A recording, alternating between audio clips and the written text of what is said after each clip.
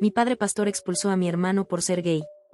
Ahora ese mismo hermano es un exitoso activista LGBT, y mi padre está usando su foto para pedir donaciones que dicen, para salvar almas perdidas como la de mi hijo. Actualización 1. ¿Ya viste lo que posteó papá? El mensaje de mi hermana me llegó un martes a las 3 de la tarde, justo cuando estaba sacando la basura. Recuerdo perfectamente el olor a cáscaras de plátano fermentándose en el cubo gris y ese viento seco de octubre que levanta polvo y sospechas. No abrí el enlace de inmediato. Pensé que sería otra cadena de salmos, otro video del nuevo sistema de sonido que instalaron en el templo. Me equivoqué. La foto ocupaba toda la pantalla. Era Daniel, mi hermano, sonriendo en lo que parecía la marcha del orgullo del año pasado. Tenía una bandera arcoíris enrollada en el cuello como si fuera una bufanda cara, y detrás de él se alcanzaba a distinguir el Palacio de Bellas Artes. Alguien había editado la imagen con un filtro sepia, para que pareciera más antigua, más triste, más salvable. Sobre su pecho, en tipografía dorada y cursiva, flotaban las palabras, oremos por los que creemos perdidos. Y debajo, en letra más pequeña pero igual de sagrada, tu donación mensual de 300 pesos puede traer de vuelta a un hijo pródigo. El teléfono se me resbaló de las manos. Tuve que apoyarme en el borde del fregadero. La loza estaba fría, pero no lo suficiente como para disipar el ardor que me subía desde el estómago. Daniel se fue de casa hace 11 años. Tenía 19. Yo 17. Esa noche mi padre lo esperó sentado en su sillón de cuero, el mismo desde el que planeaba los cultos y dictaba los diezmos, con la Biblia abierta en Levítico. Cuando Daniel cruzó la puerta, mi padre ni siquiera levantó la vista. ¿Es cierto lo que me dijeron? Daniel se quedó quieto. Olía a lluvia y a ese perfume barato que le había regalado su primer novio. Yo estaba escondida en las escaleras, conteniendo la respiración, como si el aire pudiera delatarme. Sí, papá. Es cierto. Mi padre cerró la Biblia. El sonido fue seco, definitivo. Como cuando ponen la lápida. Entonces no tengo un hijo. Daniel no lloró. Eso fue lo que más me dolió entonces, su entereza. Mi madre sí lloró, pero en silencio, en la cocina, mientras fingía lavar los mismos platos 3 veces. Yo me quedé paralizada en ese escalón, viendo cómo mi hermano recogía una mochila que ya tenía preparada, cómo besaba a mi madre en la frente, cómo abría la puerta y se iba sin mirar atrás. Mi padre se levantó, subió las escaleras y pasó a mi lado como si yo fuera invisible. Aprende la lección, murmuró. El pecado siempre pide casa prestada, pero nunca paga la renta. 11 años después, mi padre ha convertido a Daniel en su mejor campaña de marketing espiritual. En la página de donaciones de la iglesia hay un banner completo dedicado a él, testimonio de restauración, en proceso. Publican capturas de sus publicaciones en Instagram, recortadas, descontextualizadas, junto a versículos sobre el hijo pródigo. Incluso vendieron pulseras moradas con su fecha de nacimiento grabada.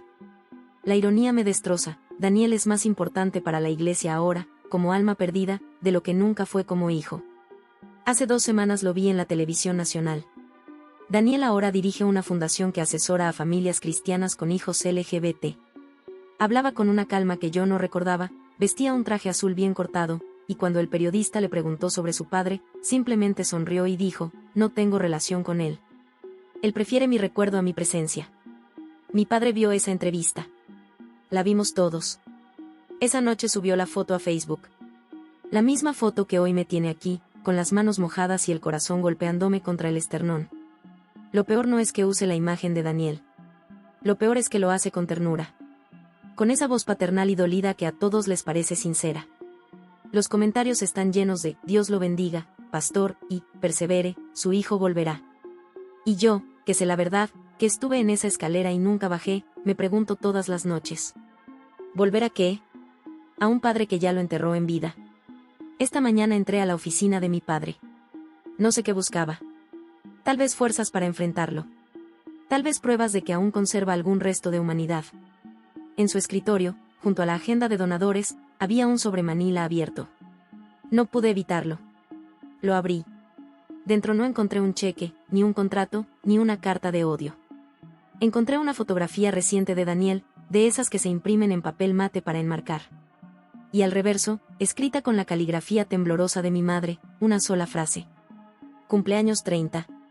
Sigue sin contestar mis llamadas. Mi padre no quiere salvar a Daniel. Mi padre quiere que Daniel lo necesite.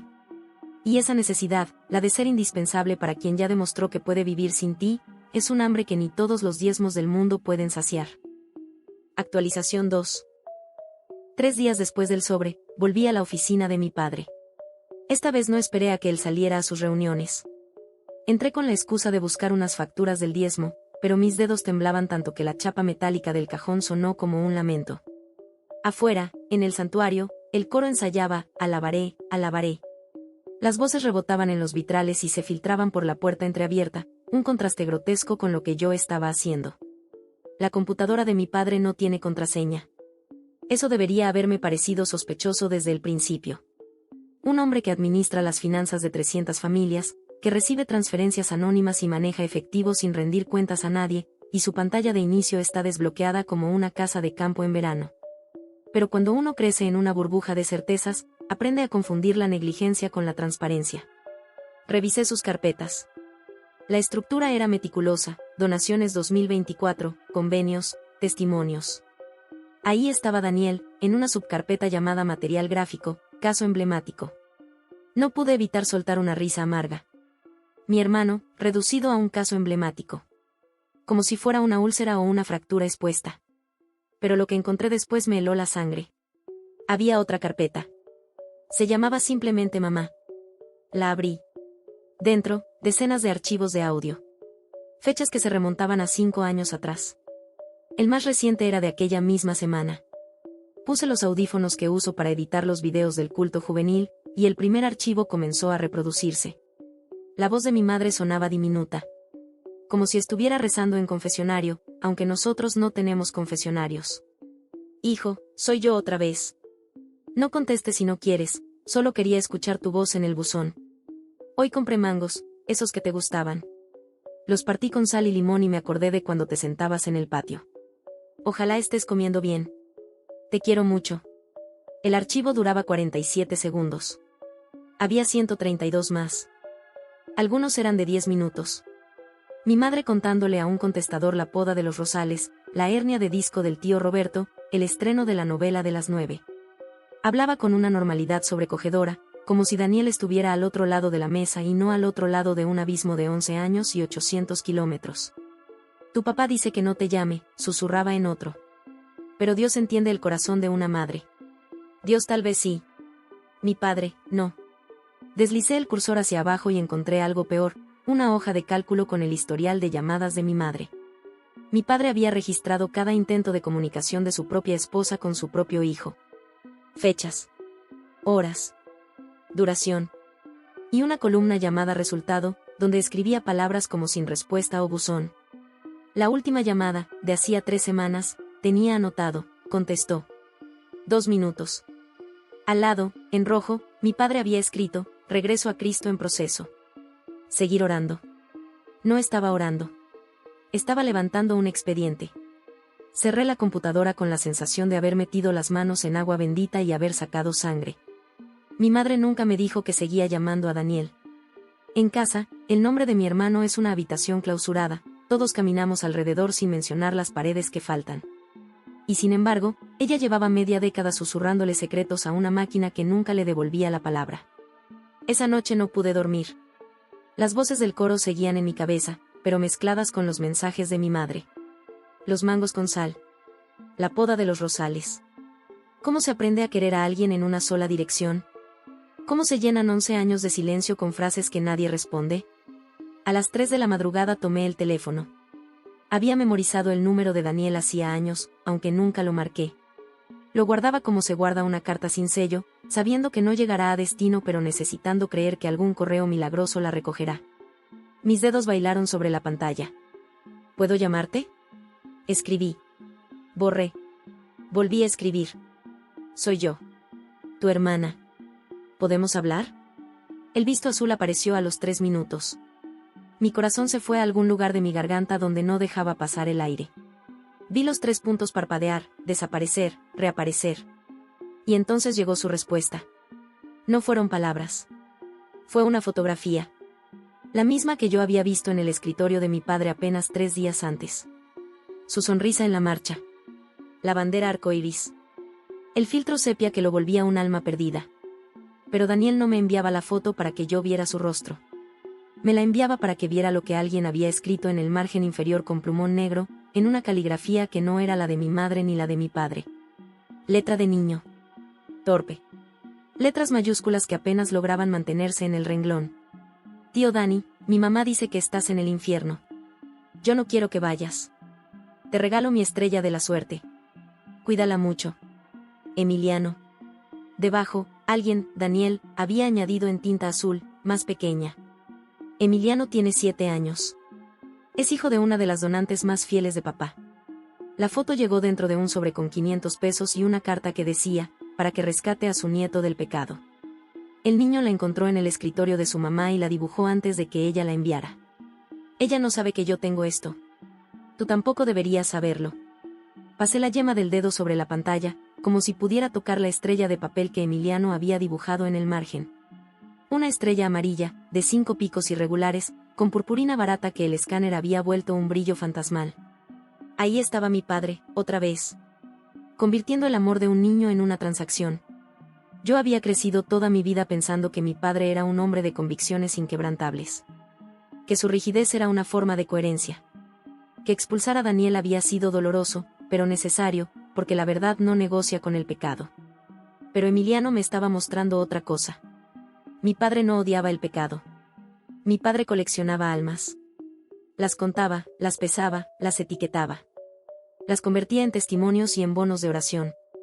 El dolor de mi madre era una estadística. El exilio de Daniel, un caso emblemático. Y el miedo de un niño de 7 años que imaginaba a su tío en el infierno, era el mejor argumento de venta que había encontrado en años. Bajé la mirada a la foto que Daniel me había enviado. Entendí entonces que mi hermano no esperaba nada de mí. No me había enviado la imagen para hacerme reaccionar.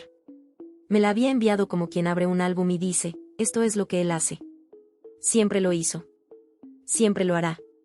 La pregunta es, ¿tú qué vas a hacer con eso? Amanecía cuando escuché las llaves en la puerta principal. Mi padre volvía de su reunión de oración de madrugada. Esas en las que intercede por las almas más rebeldes. Sus pasos sonaron en el pasillo. Firmes. Seguros. Se detuvieron frente a mi habitación. Yo seguía con el teléfono en la mano, la foto de Emiliano todavía en la pantalla. ¿Estás despierta, hija? Su voz atravesó la madera como si nada. Cálida. Pastoral. La misma voz con la que bendecía a las viudas y recibía los diezmos. Sí, papá. Soñé con tu hermano, dijo. Dios me dijo que este año vuelve a casa. Cerré los ojos. La estrella de Emiliano seguía brillando en mi pecho, debajo del esternón, justo donde guardo las cosas que nunca me atrevo a decir. Qué bien, papá. Un segundo de silencio. Del otro lado de la puerta, su respiración pausada. Ojalá tú también lo creas, hija. Y ahí, con el sol entrando por la persiana y mi padre esperando mi fe al otro lado de la puerta, entendí que llevaba 11 años durmiendo en la habitación equivocada. Lo que hice después, bueno, eso no lo vio venir nadie. Ni siquiera Daniel. Actualización 3. La primera vez que entré a la fundación de Daniel, olía a café recién hecho y a papel nuevo. No sé qué esperaba. Tal vez carteles con consignas, fotos de marchas, ese aire militante que mi padre describe en los boletines como la agenda del mundo. Pero esto parecía más una biblioteca que un cuartel. Había estantes con libros infantiles, una sala de juntas con sillas de colores, y en la recepción, un joven con síndrome de Down organizaba sobres de correspondencia con una concentración absoluta. Daniel me recibió sin abrazarme. Se quedó de pie detrás de su escritorio, apoyando las palmas sobre la madera, como si necesitara una superficie firme entre nosotros. 11 años. 11 años y la misma cicatriz en la ceja, la misma forma de inclinar la cabeza cuando algo le dolía demasiado. No sabía si vendrías, dijo. Yo tampoco. Me ofreció café. Acepté. Necesitaba algo que hacer con las manos. El edificio era hermoso. Eso fue lo primero que noté, casi como una ofensa. Luz natural entrando por claraboyas, paredes color mostaza, un mural enorme donde niños de todas las tonalidades de piel sostenían banderas con sus nombres. Daniel me contó, sin énfasis, que el espacio había sido una funeraria. Su socio se negó a alquilarlo por la mala energía, pero él dijo, qué mejor lugar para ayudar a resucitar. Mi padre habría llorado de orgullo si no odiara tanto la resurrección que Daniel estaba haciendo. Recibí el mensaje de mamá, dijo de pronto, mientras servía el café. El del cumpleaños. Dejó la jarra con demasiado cuidado. El líquido tembló en los bordes. Dijo que habías contestado, respondí. Papá tiene un registro. Daniel sonrió. No era una sonrisa alegre. 2 minutos. Le pedí que no volviera a llamar. El café supo a hollín. Trago con dificultad. ¿Por qué? Porque cada vez que oigo su voz, respiró hondo, me acuerdo de que ella todavía está ahí. Y todavía elige quedarse. No supe qué decir. Él tampoco esperaba respuesta. Se sentó al fin, y el gesto de aflojar su corbata me recordó a nuestro abuelo cuando volvía del campo. Los mismos dedos anchos. La misma fatiga que no era del cuerpo. ¿Viste lo de Emiliano?, dijo. Era una afirmación, no una pregunta. Asentí. ¿Sabes cuántos Emiliano hay, hermana? No. No lo sabía. Y en el fondo, no quería saberlo. Daniel abrió el cajón de su escritorio y extrajo una carpeta gruesa, de esas color manila que se manchan con el uso. La deslizó hacia mí. Dudé antes de abrirla. Dentro, cartas. Decenas de cartas. Algunas escritas en hojas de cuaderno con espiral, otras en papel membretado de empresas. Había dibujos de casas y perros y soles sonrientes. Había fotografías de niños sosteniendo velas. Había una, la que más me dolió, donde una niña de coletas había pegado su estampa de la primera comunión con una nota, para que mi ángel de la guarda visite al tío Daniel. Todas llegaron con donativos, explicó él, la voz plana. La iglesia las recolecta en los cultos de sanación familiar. Las familias escriben una carta, meten un poco de dinero, y papá las envía a un apartado postal que tengo desde hace años. No sé cómo consiguió la dirección. Pasé una página. La letra temblorosa de un anciano, mi nieto también se fue.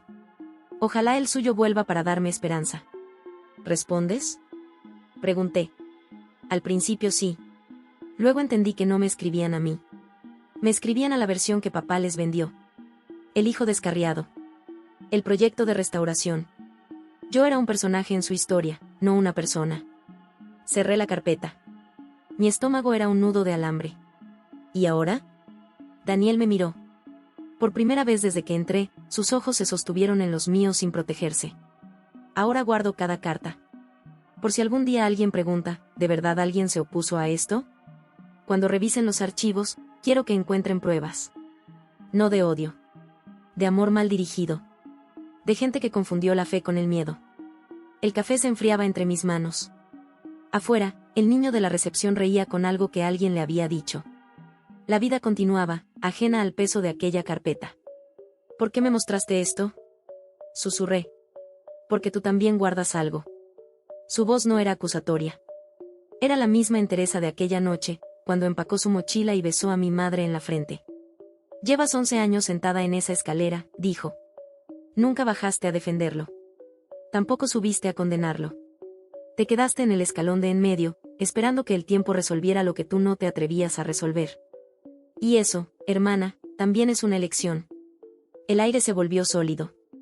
Yo era una niña, dije. Ya no. No era un reproche. Era un hecho. Y los hechos, a diferencia de la fe de mi padre, no negocian. Regresé a casa al anochecer. Mi madre estaba en la cocina, partiendo mangos. El cuchillo entraba en la pulpa con un sonido húmedo, paciente. No levantó la vista cuando entré. «¿Fuiste a verlo?», dijo. No preguntaba. Sí. Cortó otra rebanada. La piel de sus manos estaba cuarteada, como tierra de sequía. ¿Cómo está? Bien. Tiene una fundación. Ayuda a familias. Ella asintió. Pasó el mango por sal y limón, como siempre. Deslizó el plato hacia mí, un ritual que recordaba de mi infancia. Tu padre quiere que el próximo domingo hagas el testimonio, dijo, sin transición. En el culto de sanación. Hablar de cómo Dios te ayudó a aceptar la partida de tu hermano. Mi mano se detuvo a medio camino del mango. No voy a hacer eso. Ella alzó la vista. Sus ojos tenían ese brillo acuoso de quien ha aprendido a mirar sin ver. Él dice que es importante. Que la congregación necesita escuchar tu versión. ¿Mi versión? La que ayuda, hija. La que construye. Dejé el tenedor. El mango yacía en el plato, perfectamente fileteado, como una ofrenda. Mamá. ¿Tú crees que Daniel necesita ser salvado? El silencio se estiró como liga a punto de romperse. Ella tomó el cuchillo, lo limpió con un paño, lo guardó en el cajón. Cerró el cajón con la cadera. Abrió el refrigerador. Sacó la jarra de agua. Tu padre cree que sí, dijo al fin. No te pregunté qué cree papá. La jarra tembló en sus manos. Un chorro diminuto se derramó sobre el mármol. Mamá. Ella se quedó inmóvil. De espaldas a mí. Las luces del refrigerador iluminaban su silueta, el contorno de una mujer que había pasado 30 años sirviendo en bandejas lo que otros decidían. Yo lo llamo, susurró. Todos los días. Desde que se fue. Su voz se quebró en el último tramo, como vidrio que aguanta más presión de la que puede soportar. Sé que no debería. Tu padre dice que lo aliento en su pecado. Pero cuando marco y escucho su grabación, deja tu mensaje después del tono, por un segundo, es como si todavía pudiera dejarle la comida caliente en la mesa. Se dio la vuelta.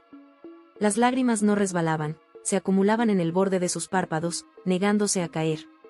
No sé cómo se deja de ser madre, hija. No me enseñaron. Yo tampoco sé cómo se empieza a ser hija. Pero esa noche, mientras el refrigerador zumbaba y los mangos esperaban en el plato, entendí algo que 11 años de domingos no habían logrado enseñarme. Mi madre no era cómplice. Mi madre era rehén. Y fue ahí, viendo a mi madre romperse en pedazos frente al refrigerador abierto, cuando supe que tenía que hacer. Pero para eso necesitaba algo que mi padre nunca me dio, acceso real a las cuentas de la iglesia. Lo que encontré cuando las revisé, bueno, eso ya no era solo una historia familiar. Eso era un delito. Actualización 4. Entrar a la oficina de mi padre a medianoche es como profanar una tumba. El silencio aquí tiene peso. No es el silencio vacío de las casas dormidas, es el silencio de un hombre que ha pasado 30 años construyendo un templo alrededor de su propia palabra. Cada libro en los estantes está alineado con ángeles perfectos. Cada lápiz en el escritorio apunta en la misma dirección. Hasta el olor es calculado, madera de cedro, papel viejo, ese incienso barato que la tesorera compra por mayoreo y huele a Viernes Santo en ruta de descuento. Abrí la computadora. Esta vez no me detuve en las carpetas de donaciones ni en los archivos de mi madre.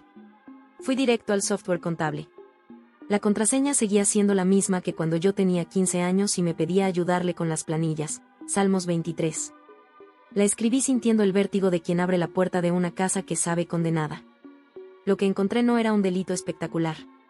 No había maletas con fajos de billetes ni transferencias a paraísos fiscales. Había algo peor, pequeñas mentiras, repetidas durante años, tan diminutas que nadie las había notado. Como hormigas cargando migas de pan, una a una, hasta vaciar la despensa entera. Las donaciones etiquetadas como campaña familia, caso Daniel sumaban, en los últimos 5 años, más de 400,000 pesos. 400,000 pesos para salvar almas perdidas.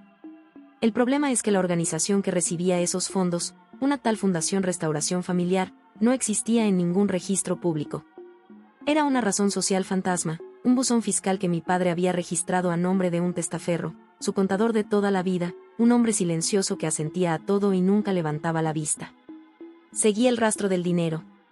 Las transferencias salían de la cuenta de la iglesia y entraban a esa fundación fantasma. Y de ahí, en lugar de ir a misiones de rescate familiar o a terapias de sanación, el dinero se redistribuía en pequeñas cantidades, aquí un pago a una clínica privada, allá una transferencia a una cuenta personal que reconocí inmediatamente. La cuenta de mi madre. Pero mi madre no sabía. Mi madre aún escribe cheques con lapicero y cree que las aplicaciones bancarias son cosa del diablo. Alguien estaba usando su nombre, su identidad, para mover ese dinero. Alguien que tenía acceso a sus documentos y a su firma. Alguien que dormía a su lado cada noche. El sudor me enfriaba la nuca. El ventilador del techo giraba lento, marcando el ritmo de mi corazón. Abrí otra carpeta. Y otra. Y otra. Ahí estaban los informes. No los llamaban así, claro. En la pantalla decían actualización de casos. Pero eran informes de investigación. Fechas. Lugares. Fotografías. Daniel saliendo de su edificio, Daniel en una conferencia, Daniel tomando café con un hombre de cabello canoso en una terraza. Anotaciones al margen, asterisco, sujeto identificado como Alejandro Mendoza, cónyuge. Convivencia desde hace 6 años. Sin hijos. Propiedad en copropiedad adquirida en 2020. Asterisco. Mi padre no estaba orando por Daniel. Mi padre estaba espiando a su hijo. Contrató a alguien. Un investigador privado. Pagó con las donaciones que la congregación entregaba para sanar a mi hermano, y en lugar de usar ese dinero para ayudar a otras familias, como prometía en los boletines dominicales, lo usó para construir un expediente. Un archivo de inteligencia. Un perfil detallado de la vida que Daniel había construido sin él. Había fotos de la casa de Daniel. La dirección completa. Las rutinas. A qué hora sacaba la basura, qué supermercado visitaba los sábados, la marca de su auto. Había una fotografía borrosa, tomada con teleobjetivo, donde se veía a Daniel y Alejandro abrazados en lo que parecía un balcón. El corazón me golpeaba las costillas como un animal enjaulado. Deslicé el cursor hacia abajo. Y entonces lo vi. Un archivo llamado Mamá, Seguimiento. Lo abrí con dedos que ya no me obedecían. Mi padre también investigaba a mi madre. Registros de sus llamadas a Daniel. Horarios. Duración. Pero también anotaciones manuscritas escaneadas, de su propia letra, rezó por él antes de dormir. Se niega a aceptar que es voluntad de Dios. Continúa comprando mangos. No era un pastor. Era un archivista del dolor ajeno. Me levanté tan bruscamente que la silla giratoria chocó contra el librero. Un crucifijo de bronce se balanceó en la pared, atrapando la luz del monitor. Cristo seguía ahí, clavado en su madera, con esa expresión serena de quien ya no puede sorprenderse de nada. Yo sí podía. Cada domingo, mi padre subía al púlpito y hablaba del amor incondicional. De la gracia que todo lo cubre. De la oveja perdida que el pastor busca hasta encontrarla. Y mientras tanto, en su computadora, archivaba las llamadas de su esposa como si fueran pruebas de un delito. Pagaba a desconocidos para que fotografiaran a su hijo desde la distancia. Convertía el dolor de su familia en un producto de inversión espiritual.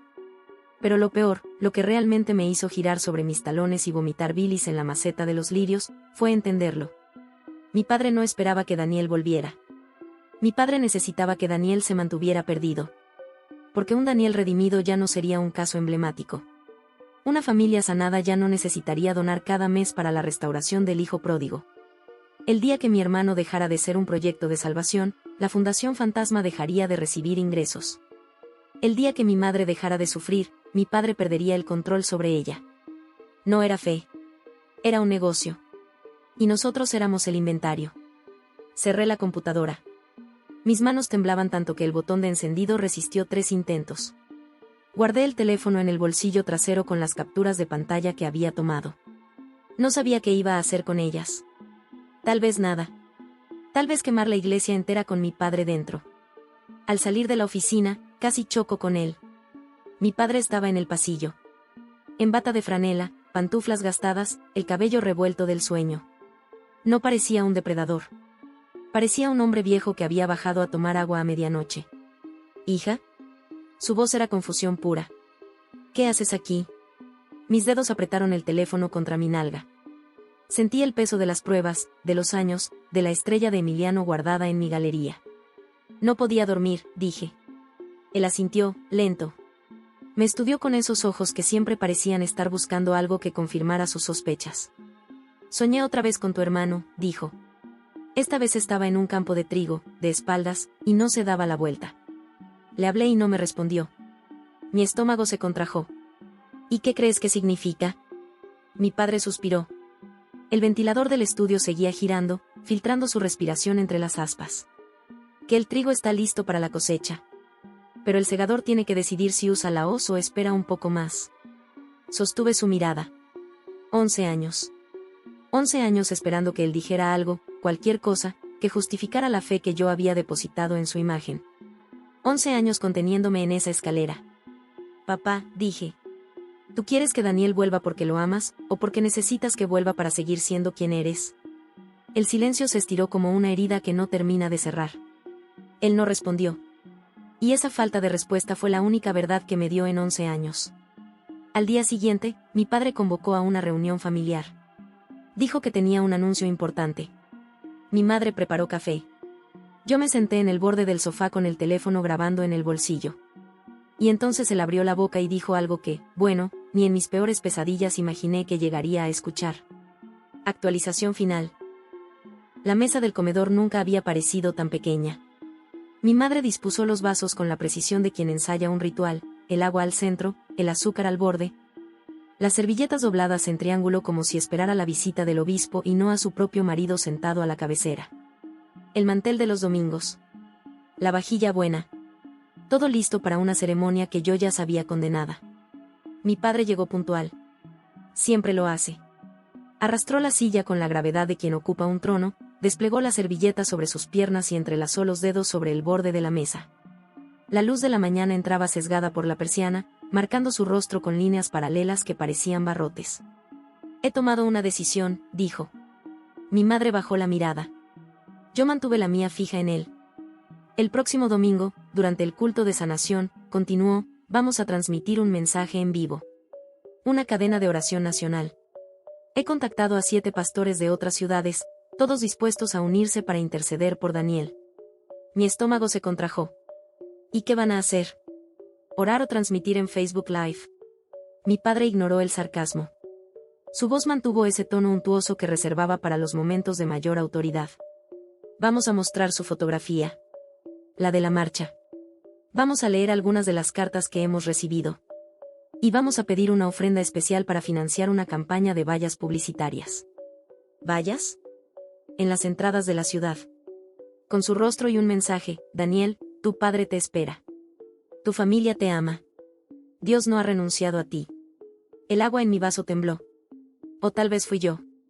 Mi madre seguía sin levantar la vista. Sus dedos recorrían el borde del mantel, una y otra vez, como si quisiera memorizar la textura del hilo. No puedes hacer eso, dije. Es mi hijo, respondió mi padre. Es mi derecho. ¿Tu derecho? ¿Después de 11 años? ¿Después de echarlo? Él me miró entonces. No con ira. Con algo peor, con la paciencia infinita de quien está acostumbrado a ser obedecido. Todo esto, dijo, abarcando la mesa, la casa, el templo, todo esto es para él. Para que tenga un lugar al cual regresar. Tú no entiendes porque eres joven. Pero el amor a veces tiene que disfrazarse de disciplina. Saqué el teléfono del bolsillo. Lo apoyé sobre el mantel, entre el azúcar y las servilletas dobladas. La pantalla aún mostraba la última captura que había tomado esa madrugada, la hoja de cálculo con las transferencias a la Fundación Fantasma. Mi padre entrecerró los ojos. ¿Qué es eso? Tu amor disfrazado de disciplina, respondí. Deslicé el dedo. Primera imagen, el registro de donaciones. Segunda imagen, la cuenta de la Fundación Restauración Familiar. Tercera, las transferencias a la clínica privada. Cuarta, el informe del investigador. Quinta, la foto de Daniel y Alejandro en el balcón, tomada a escondidas. 6. 7. 8. Mi madre levantó la vista. Sus ojos recorrieron las imágenes sin comprender del todo, pero algo en su rostro comenzó a resquebrajarse. Como hielo fino sobre agua profunda. ¿Qué es eso, hija? Susurró. Son las donaciones que la congregación ha dado durante 5 años, dije, sin apartar la mirada de mi padre. 400,000 pesos para salvar a Daniel. ¿Sabes a dónde se fue ese dinero, mamá? Ella negó con la cabeza. Un movimiento diminuto, casi imperceptible. A una cuenta que papá abrió a nombre del contador. Y de ahí, a tus cuentas personales. Eso es mentira, intervino mi padre. Sí. Pasé a la siguiente imagen. Entonces explícame por qué hay retiros mensuales a nombre de mamá en fechas que ella estaba en el templo. Explica las firmas. Explica las transferencias a un investigador privado que ha estado siguiendo a Daniel durante 2 años. Mi madre se llevó la mano al pecho. ¿Investigador? Su voz era apenas un hilo. Gerardo, tú. Es para protegerlo, dijo mi padre, pero por primera vez su tono perdió firmeza. Para saber si está en peligro, si necesita ayuda. Para construir un expediente, lo interrumpí. Para tener material que mostrar en tus campañas. ¿O también era por protección cuando anotaste cada llamada que mamá le hacía a escondidas? El silencio que siguió fue de los que dejan moretón. Mi madre se levantó tan despacio que parecía flotar. Dio la vuelta a la mesa, rodeando el mantel, las servilletas, los vasos de agua que nadie había probado. Se detuvo detrás de mi padre, pero no para colocarse a su lado. Para ver la pantalla sobre su hombro. ¿Guardaste mis llamadas? Preguntó. Mi padre no respondió. ¿Las anotaste como si fueran un delito? Elena. ¿Cuántas veces llamé? Su voz se quebraba en los bordes, como papel mojado. ¿Cuántas veces intenté hablar con mi hijo y tú las contaste, las archivaste, las usaste? No las usé para nada, dijo él. Las usaste para justificar que no volviera a llamar. El grito de mi madre atravesó la cocina, rebotó en los azulejos, despertó ecos que nunca habíamos escuchado. Me dijiste que lo lastimaba, que mis llamadas lo alejaban de Dios, que debía soltarlo en las manos del Señor. Y todo el tiempo estabas tomando notas. Como si yo fuera una sospechosa. Se cubrió la boca con ambas manos. Los hombros le temblaban. Mi padre extendió un brazo para tocarla. Ella retrocedió como si la mano del pastor quemara. No me toques.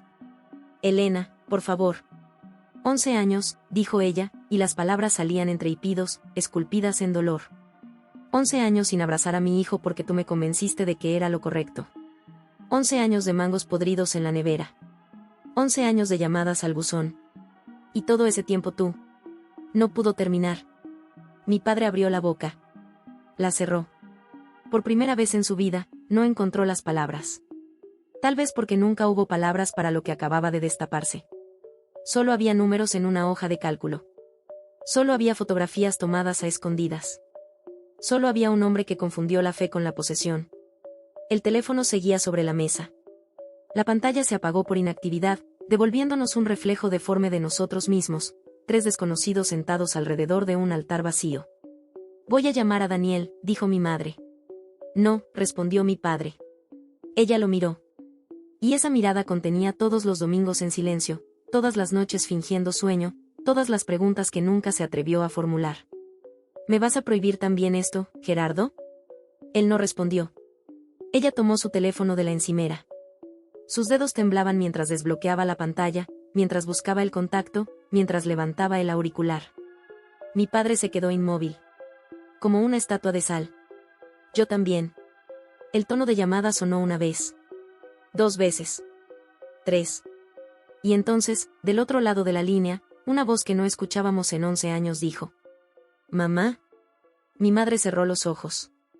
Las lágrimas que había contenido durante más de una década finalmente encontraron el camino. Hijo, susurró. Hijo, perdóname. Afuera, el viento de octubre sacudió los vitrales del templo.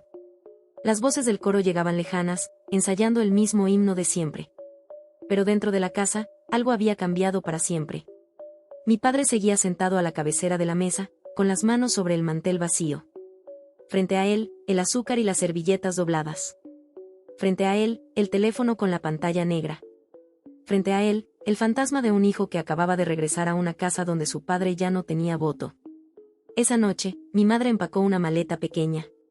Solo lo necesario, sus medicinas, la foto de su boda, una blusa azul que Daniel le había regalado años atrás y que guardaba en el fondo del armario, como un secreto. ¿A dónde vas? Pregunté. A conocer a su esposo, dijo. 11 años es mucho tiempo para no conocer al nuero. Mi padre no salió de su estudio en toda la noche. Al día siguiente, la página de donaciones de la iglesia amaneció sin el banner de Daniel. Alguien, quizás la tesorera, quizás el contador, quizás Dios mismo, había retirado la fotografía de la marcha, el filtro sepia, la tipografía dorada. En su lugar, solo un espacio vacío. Y un silencio que, por primera vez, no pedía ser llenado. Hoy mi madre vive en un departamento pequeño a 20 minutos de la fundación de Daniel. Los miércoles come con él y con Alejandro. Dice que los mangos con sal saben mejor cuando se comparten. Mi padre sigue en la iglesia. Algunos domingos, cuando nadie lo ve, revisa el teléfono como esperando una llamada que tal vez nunca llegue. Yo todavía no sé qué creo. Pero aprendí algo, el amor no es un contrato. No se firma.